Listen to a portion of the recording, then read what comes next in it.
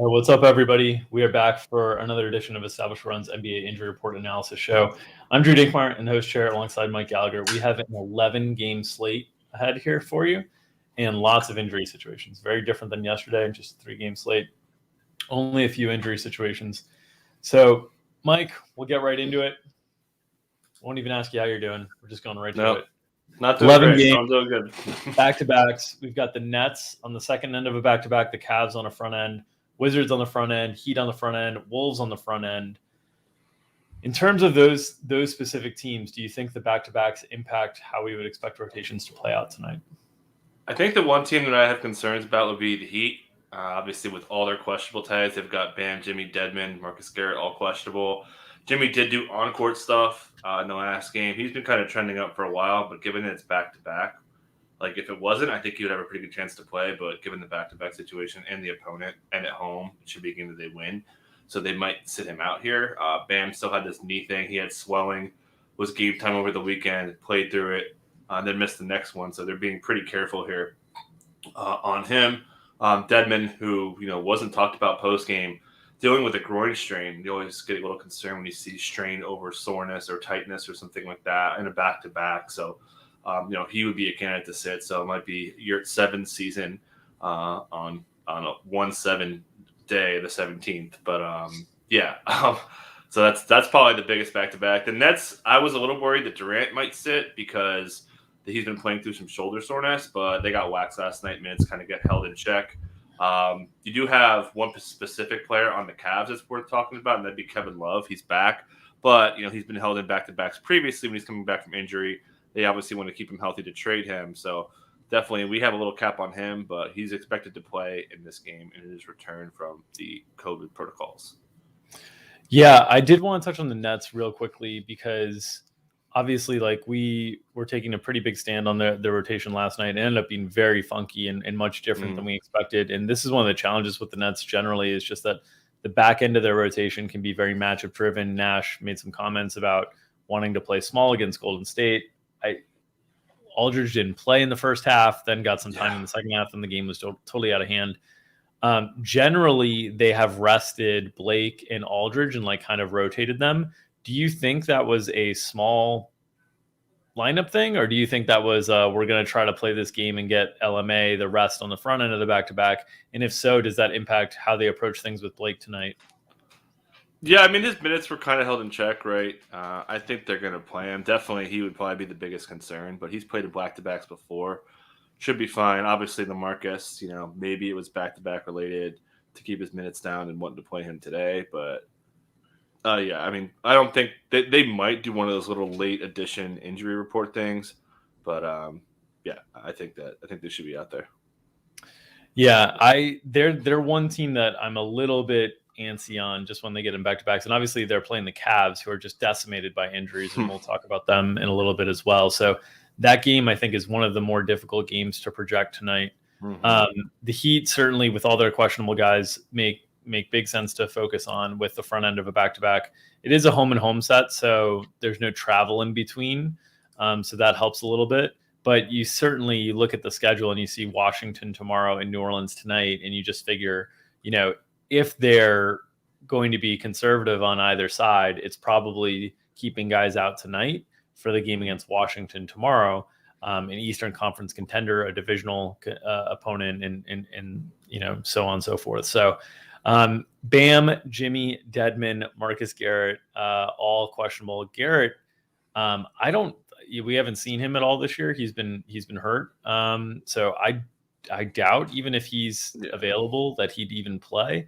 But Bam and Jimmy obviously are huge. And we saw Tyler Hero take on a huge role in the absence of those two guys. I believe that was a game against the Clippers that both Bam and Jimmy sat.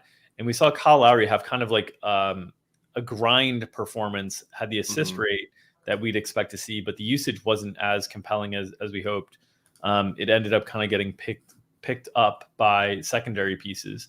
The Oklahoma City was another example of this. So you saw in that game, Kyle only shot the ball 9 times, and Duncan Robinson and Tyler Hero were much bigger beneficiaries, as well as Strus. So I think that's sort of an interesting subset of projecting Miami tonight. Against the worst defense in the NBA, according to Cleaning the Glass. Hero's driven the ball 18 times per game in his last 2. He's been really, really aggressive. Pelicans have been the worst pick-and-roll defense in the NBA for ball handlers. So, I mean, licking their chops, both Lowry and Hero, if all that usage is out tonight. Yeah. So that game it's on the earlier side, right? That's a 7:30 Eastern game. So yeah, I'm hopeful that we'll have that information. We usually get these intends to play type notifications from the Heat on stuff that we've leaned on in the past. Been right way more often than wrong. So we'll see if we get more information there. In terms of other big questionables on the slate, we've got Kevin Porter Jr. questionable for the Rockets. And this is one of the few instances where, the Rockets they're such a bad team that generally like projecting the minutes gets really tough, and playing them in DFS gets really tough because you worry about blowouts and all these things. But they're playing against Oklahoma City tonight, and it's only a 3-4 point spread, something like that. So you'd expect the game to potentially be a little bit tighter here. And so if Kevin Porter Jr. is out, you would actually have kind of the type of minutes ceiling that might be attractive to guys like Jalen Green or different spots than usual. What are your thoughts on likelihood of KPJ playing tonight, and how do things shake out if he doesn't? Don't feel great about it. Did not go through shoot around today. He took contact to the same spot that he had him on the injury report earlier, was able to play through it last time after he was ruled out. So just to get the timeline again, hurt his leg, got ruled out in that game, played in the next one, was fine for a few games, hurt again, and then now he's questionable tonight, did a shoot around. So yeah, I think he has a decent chance to sit. We talked about this previously when we talked about the first time that we probably expect Jalen Green and Eric Gordon to start. Eric Gordon also off the injury report after sitting in the back-to-back in the last one. Maybe he feels better. Sometimes, just they keep guys out with bruises. So it's not like a lock that he sits, but definitely a decent chance. And then it's also worth noting that, one, their lone win was against the Thunder. And two, Christian Wood went off in that game. He went for 31. He has awesome splits when KPJ is off the court. So he would be a possible flag plant later on the show. But a lot of usage going around, different structure to their offense. Eric Gordon will be handling the ball a little bit more too in his return. We know they want to trade him. And we've seen KPJ miss a game before, so we have a little bit of a background to go off of here. And our assumption has been in these cases that they would move Eric Gordon into the starting lineup. They would allow Jalen Green to handle the ball a little bit more. They would also rely on Jayshawn Tate to handle the ball and initiate a little bit more. And basically, the role changes in terms of improvement are more so in Jalen Green and Eric Gordon and Jayshawn Tate than they are in like Kevin Porter Jr.'s direct backups with DJ Augustine. I assume you would expect that to be the same case again today. Yeah, and also I think there's a chance Şengün starts over Tice. They've just been terrible, which is also a bonus point. I wrote like a whole big deal on Christian Wood in matchups today. There's like 30 good reasons to like him.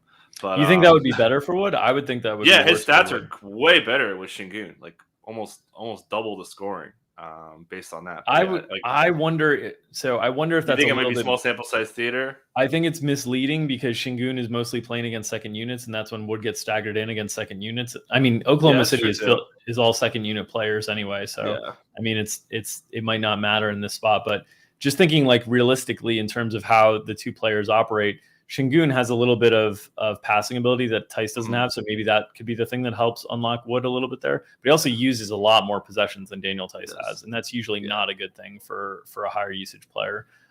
Perhaps offset by Kevin Porter Jr. being out if he is, but then Gordon and Jalen Green are fairly high usage too. So I do think this is a spot though that's worth keeping an eye on and paying close attention to, because Houston is in an unusual position tonight where they're playing an opponent that's of a similar skill level, and thus you don't have to worry as much about minutes and blowouts and different things like that. So I do think that one is an important one to watch.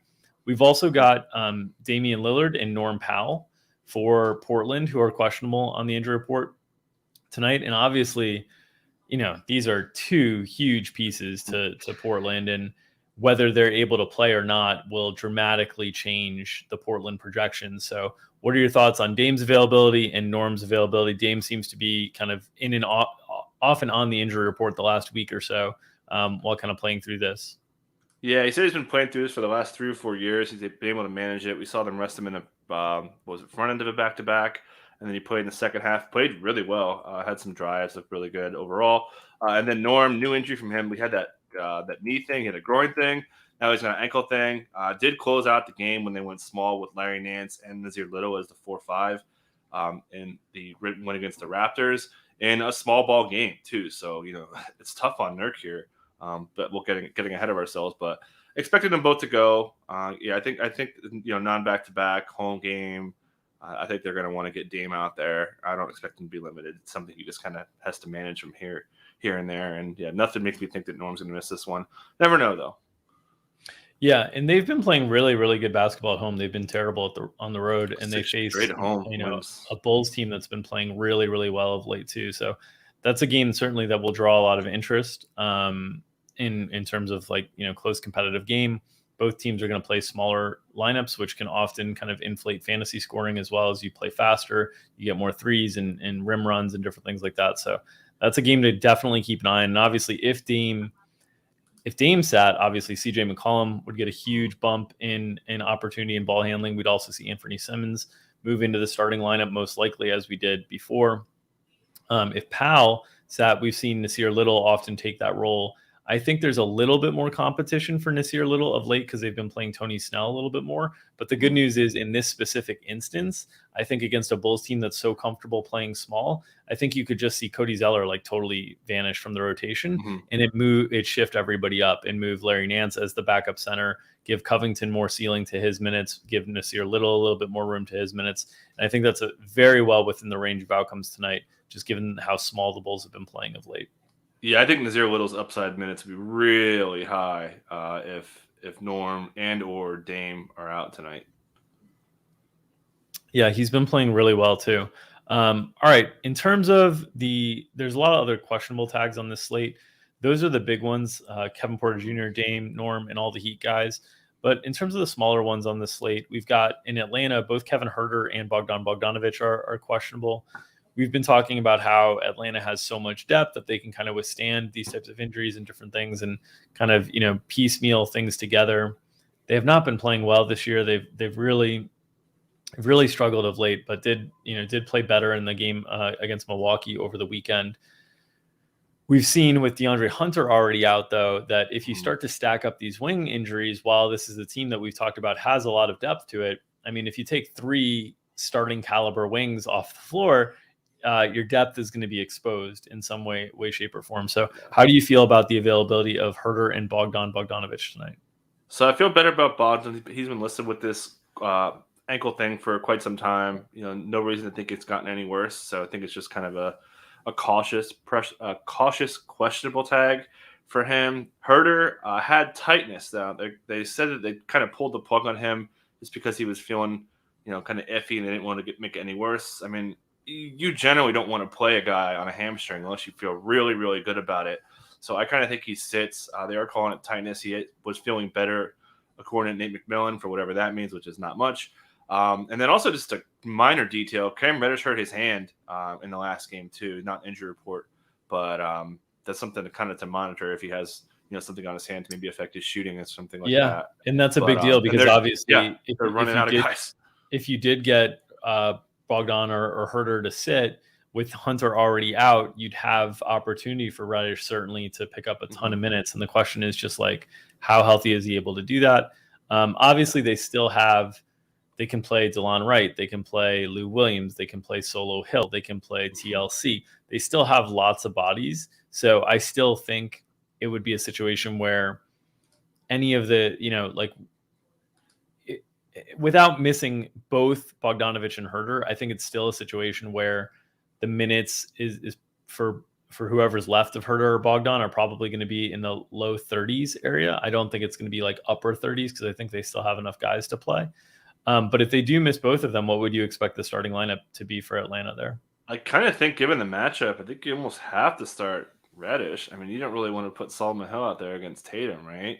So I think you'd probably just start Reddish and hope for the best and kind of deal with it and play smaller, run DeLon, Lou, Huerter. I'm sorry. Who do you think would start at the 2 though? I mean, I'm talking if all three. Oh, if all of them are out, yeah. I mean, I still think you probably got to start probably I mean, you could start Reddish. I guess you could start Reddish and Hill together, and then bring Yeah, TLC off the bench and go that way. I think in that scenario they might start DeLon. Yeah, that makes. I don't think they start Lou because I know they like Lou and Right. Gallo together. You can't play Trey and Lou together. Yeah, right. So I think in that scenario they might start DeLon and have DeLon basically on Schroeder, and then have Trey on Marcus Smart essentially. Yeah, makes sense. I think that's the way that they'd go because DeLon is pretty good at staying in front of guys and kind of deterring ball penetration. And then I think you'd probably have Reddish on Tatum and Collins. It'll be the Collins on Grant Williams or whoever starts for Boston in the absence of Time Lord. Do we want to talk about Boston real quick since we're on kind of that matchup? And yeah, I guess so. How Time Lord's absence impacts things for Boston's rotation? Yeah, and just to note, there's been not much time with DeLon and Trey. They haven't been this desperate though. This year they're not going to have to play much of that because of all the wing depth that they have. Right, it's only going to be a scenario where they're down 3 wings. Yep, exactly.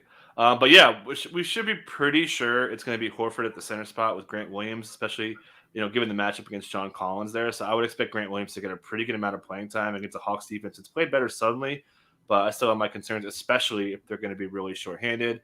And everything else just kind of falls into place. We know Dennis Schroeder, who's played really well lately, revenge game. He should be in a pretty good spot. And they'll have Tatum and then obviously Marcus Smart. Still have enough depth with Nesmith and Romeo and those guys. But they'll definitely just kind of tick everybody down and fill their wing minutes on top of Horford being the starting 5 and Grant the 4. Yeah, and Horford's had huge jumps in rates, his steal block rates this year, his rebounding rate. Things have regressed a little bit over the last couple of weeks. But this is obviously a situation where if you just kind of look at the lineups that he'd be playing with here, pretty much any lineup he's going to be playing with is going to be with a lot of smaller dudes, So the opportunity to get the rebounds going, to get the steals and blocks and be the primary rim protector is certainly going to be there. In a game against Atlanta where you're going to need some of that.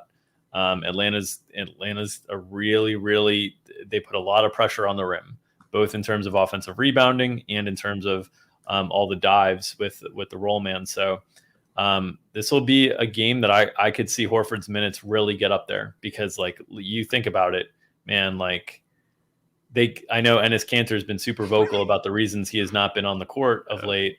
But this would be a nightmare team to try to get Enes Kanter on the floor against. So, yep.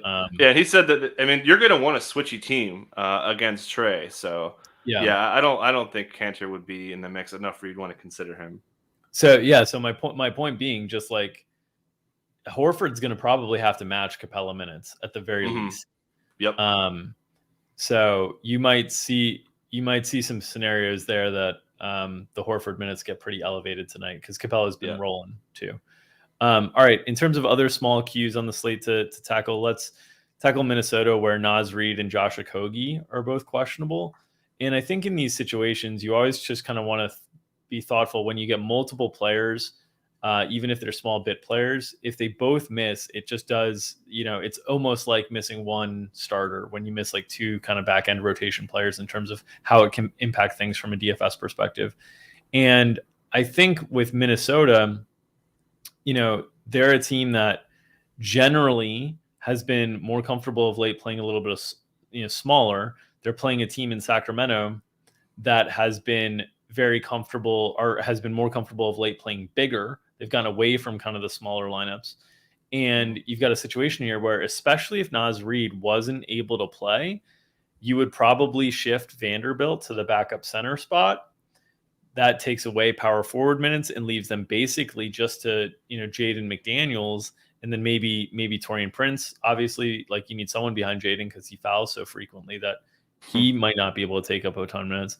But the point being, like if you lost Okogie and Reid, the front court minutes would start to get pretty thinned out for Minnesota. There wouldn't be a ton of different ways that they could play. They would almost have to play smaller lineups. That doesn't mean that Sacramento would respond in tandem with smaller lineups because I think Sacramento is going through their own challenges right now. But it is something to just be aware of. So what are your thoughts on the likelihood of Naz and Okogie being able to go tonight? Yeah, just pulling up the second half minutes because Okogie didn't play. You could just see right here, man, they went freaking tight. Um, Pretty much their starters all getting in almost a 20-minute half pace. Beverly getting up there, and then just two more guys thrown in. So they went super duper tight. Okogie's back spasm couldn't return.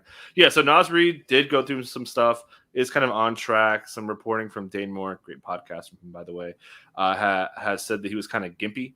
So we'll see. So he probably won't be a full go. This probably takes the Nas Cat minutes off the table, which is too bad against a really poor rebounding Kings team. So the big takeaway for me is Cat's minutes might be really high in a great matchup today. But again, I expect him to play, just not have the big cap, and we'll see what's up with Okogie. The fact that we didn't get much commentary from him makes me think he's going to sit. Back spasms. We say this all the time, right? One day you feel great, next day you're terrible, can't get out of bed, right? So yeah, probably not going to play, which that's going to help a little bit of a higher upside for Malik Beasley, Beverly, McDaniels if he could stop fouling. But yeah, it should be pretty tight, which is good for fantasy. And so we'd expect the same starters as usual. They've been flip-flopping Vanderbilt and McDaniels, but I think especially if there's any concerns about, Reed at all, I think it would be for sure McDaniels starting over Vanderbilt, just because they would have to have Vanderbilt as your backup center. Yep. All right. Some other smaller questionables on the slate. Chris Duarte, questionable for the Pacers. Obviously with Brogdon and LeVert back, we've seen Duarte's fantasy role really dip quite a bit, but we should note that Indiana is not the deepest of teams on the wings, just generally. So if you remove any one of these guys, normally, whether it's Justin Holiday or Duarte, just because Jeremy Lamb cannot physically soak up a bunch of minutes, they end up kind of elevating, you get some spot games where you've seen Torrey Craig go nuts and different things like that. So Duarte, just kind of a note out there that, he's questionable. And if he was removed, it does remove a lot of minutes that we'd have to spread around to some of these guys. Don't know how DFS relevant they would be with LeVert and Brogdon back, just because LeVert, Brogdon, Sabonis, Turner are going to dominate so many possessions. But for deep MME stuff, you might get some indie guys sliding in if Duarte is unable to go. Yeah, he's been playing through it. He did sprain his ankle over the weekend, and then all of a sudden he has a shoulder injury he gets listed with. Doesn't play. It's been a nagging thing. Definitely think there's a decent chance he sits. So, yeah, they could go maybe more TJ. There's a lot of ways they can go, but like you said, there's really nothing to be changing the slate over. Okay. There's a couple other smaller things, but I really want to focus on kind of the bigger things. We talked in terms of Time Lord, him being out, but there's two other players that, are huge misses for their teams today. So let's move over to Cleveland, where they'll be without Jarrett Allen and Evan Mobley. They're playing Brooklyn on the second night of a back-to-back. They're already without Colin Sexton as well. So now we're talking three starters out for a Cavs team that you and I have talked about. We had some concerns about their regular season outlook this year, just because if injuries did hit, they have no depth, really, really no depth. And they're without Markkanen as well. So really four starters, I guess I should say, that are out for them. And you look into how this team is going to play, and we'll see Garland and Rubio start again, I would assume. I would guess we see Jetty Osman and Okoro. And then we see Dean Wade at the center spot, or Kevin Love. I think one of those two. Kevin Love, if he did start, I think that would be a good indicator that they plan on playing him a bunch. I think we've seen this from Kevin Love the last year or two, where sometimes they'll play him really aggressively when he just comes back from something, and it has not gone well in terms of his health. He's gotten hurt again. But I kind of feel like this is they're 9-6, 9-7, something like that. They've started off the year really well. The Jarrett Allen thing, I don't think is a long-term injury. Mobley, right. they've got to get through a couple weeks here. Yeah, Jarrett Allen's sick and he stayed home, and the key part is they're home tomorrow. Yeah. So you would think Allen is a pretty good. I mean, you never know, right? But I feel like they're probably hoping, crossing their fingers, that Love plays today. Yeah. Send him out tomorrow, get Allen back. And Markkanen's not too far away. Right. So he should be available tomorrow too, I think, because he's basically one day behind. My point being with all this stuff is, I would not be surprised if Kevin Love played a ton tonight. It would not shock me. It's very difficult to project. It's almost impossible to project, honestly, unless we see him as the starting center. And I'm telling you, the guy can still put up points, fantasy points in a hurry. Yeah. So pay attention to that lineup, because I think it's really important tonight in terms of how it shakes down. I do think if Kevin Love doesn't start, that is an indication that there's some sort of minutes cap on him that I don't think will be revealed and we'll be guessing at, but I think would probably keep him somewhere in the 20 to 26 range, right? Like if he starts, that's an indicator to me that they're like, okay, we can play him 28 plus, right? Yep. Because we might as well. And so it's something to keep an eye on. This game has tons of blowout risk. It's not a pretty DFS environment to try to attack, but it's also a game that Cleveland is so decimated with injuries that somebody can pop up here with value that you might not have been expecting right off the bat. And Kevin Love's the name that I'm keeping an eye on. If he's not starting and you get these lineups with Garland and Rubio and Okoro and Jetty and Wade, man, those lineups lack a lot of shot creation. And Lamar Stevens is out too, so I mean, they're real thin. But the thing is, these guys will have to play a decent bit. So you're going to want to, we'll talk about it on the DFS show in terms of how to handle Cleveland exposure and different things like that. But I do think this is a team that it's a really difficult spot to project because they're really thin. There's some blowout risk, and it's a totally unknown situation, both from a rates perspective and a minutes perspective. We have not seen them without Jared Allen, Mobley, Markkanen, Sexton. We don't have many lineup combinations like that. When you filter those guys out on like Wowie or any of these tools that look at player on off stuff, you get like 30-minute samples. You get like nothing to look at. So just wanted to touch on Cleveland. What do you think their rotation looks like tonight? Yeah, so I mean, they're probably going to bring Kevin Pangos in, right? If they're going to run, so he'll probably get some minutes. I think Windler could be a candidate to get more playing time. They still have Denzel Valentine to fill wing minutes. Now, Jetty should play a really high amount. Maybe they bring Ed Davis or Taco in the mix for more playing time. But I think they have to. I think they have to. But they're not going to be in play. So I think here's the thing. I think if Love is the starting center, I think we could pull off some of the minutes that we have for Ed Davis and Taco Fall right now, because I think that would give more outs to playing those guys less.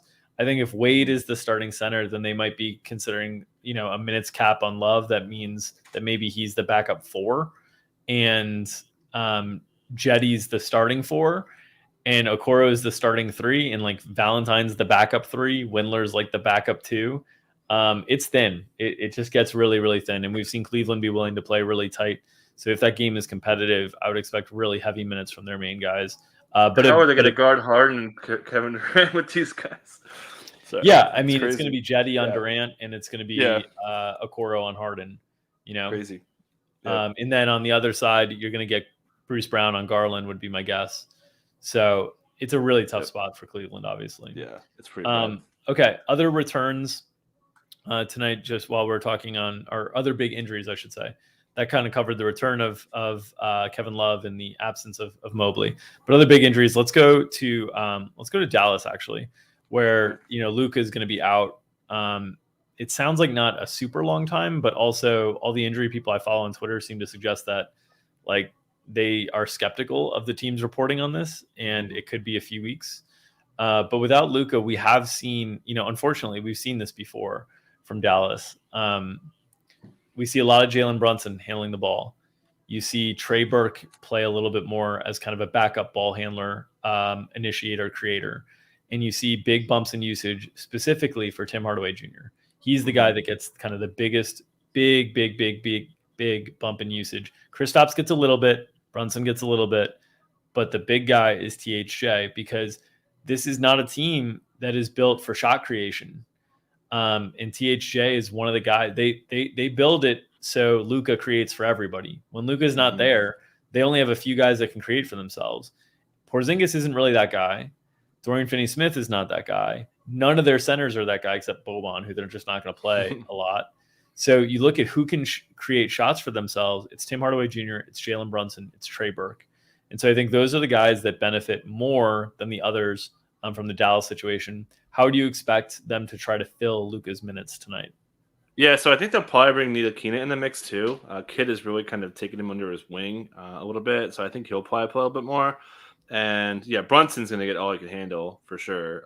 And he's been freaking great without Luka. 151 minutes. He's been 23, 5, and 9. So really good numbers there. Tim Hardaway Jr. I agree with everything you said, but like he's going to get Mikal I think, in this matchup. Oh, it's not a good spot for the extra usage to translate into high efficiency, but it is. Yes, that's just the way that they have to play. They just don't for sure.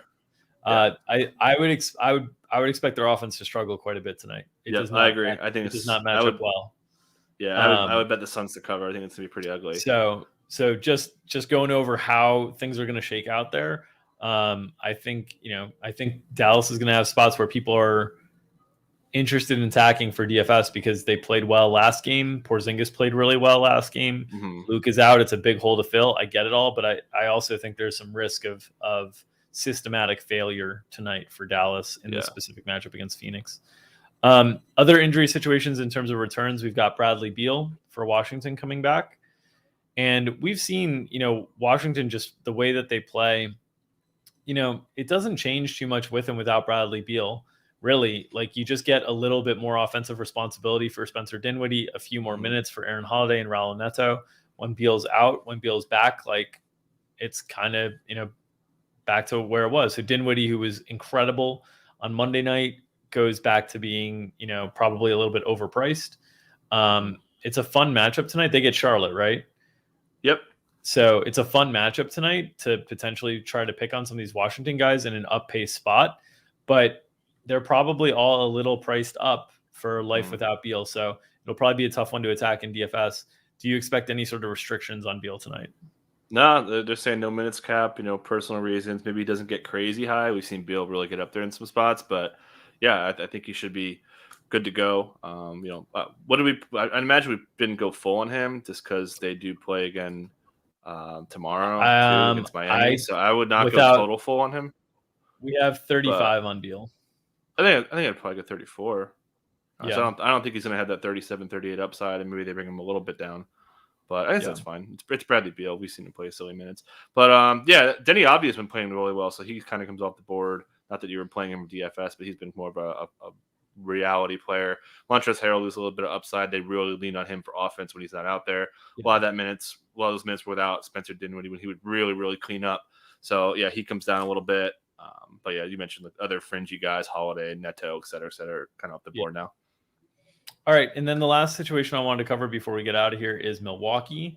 You've got the return of Chris Middleton, who's been out for health and safety protocols for a while now. They're expecting some sort of cap on Middleton, right? Mm-hmm. Yeah, well, Budenholzer didn't say, but keep in mind with Drew Holiday, different circumstance, obviously, with his ankle, but he came off the bench, played, I believe, 18 minutes in that game. So, I think I said 24, which I still think so. It's kind of on the safe side. But, they're not going to go crazy. They have kind of the long view on this situation. So, but again, you're taking a lot of upside off of kind of like Pat Connaughton and, maybe just like George Hill would be a guy that would suffer probably more than anybody else. Grayson, I think's role is pretty secure. Not as much upside for Drew, and it's to a smaller degree Giannis, but I think Giannis is going to kill the Lakers tonight. We'll get to that later. But all those like secondary rotation pieces kind of would go away, even with the limited Middleton. Yeah, even if it's mid-20s or low 20s on Middleton, that's enough to sap a lot of the upside. And a lot of these guys are priced for life, not only without Middleton earlier in the season, but also without Drew. Remember, Milwaukee's been playing without guys. So, everybody's kind of priced to perfection. Decent matchup with the Lakers for Milwaukee's tempo and pace to get out in transition, but probably not a super exciting spot in DFS outside of Giannis, who it's no matter the spot, it's always an exciting spot for Giannis. And I think that will do it. We have a couple quick. I just fly through some quick stuff. Javonte Green's questionable. Maybe we get more Derek Jones Jr. Maybe a little more Tony Bradley. Maybe Alize Johnson gets in the mix. And then also keep an eye on Gordon Hayward. He's probable, but I believe it's been twice this year, and then 7 or 8 times last year. Charlotte has probable guys get ruled out. It's called. It's with a hamstring too. So don't forget, Hayward had a cap on him a while ago. I really like this matchup today too, but now I don't with the injury news there. All right. That really quick. Well, that'll do it. 11 games tonight. We'll be back at 5:00 Eastern, myself and Mike Gallagher, for Establish the Show. For those of you who have premium access to our DFS subscription package. If you have premium access to our props package, the guys have been firing away once again tonight. We've talked through some of those situations there that have led to us making some of those bets that we've made tonight. And if you are not a premium subscriber, I appreciate the free trial that you're giving us by watching the injury report show each and every day, Monday through Friday. Would love it if you subscribe to our YouTube channel and at least gave us the benefit of the clicks. If you're not going to give us the sweet dollars, give us the sweet clicks. We appreciate them. Not as much. I'm not going to lie. We don't appreciate them as much as the dollars. But clicks don't pay your bills, Drew? Yeah. Not yet, anyways. Soon they will, right? I pay my bills with clicks. All right. That's it. We will be back at 5 o'clock Eastern, Mike and myself, for the premium show. We'll be back in front of the paywall Thursday at 2 o'clock Eastern for another edition of Established Run's NBA Injury Report Analysis Show. That's it for me and Mike. Best of luck in all your games tonight, guys.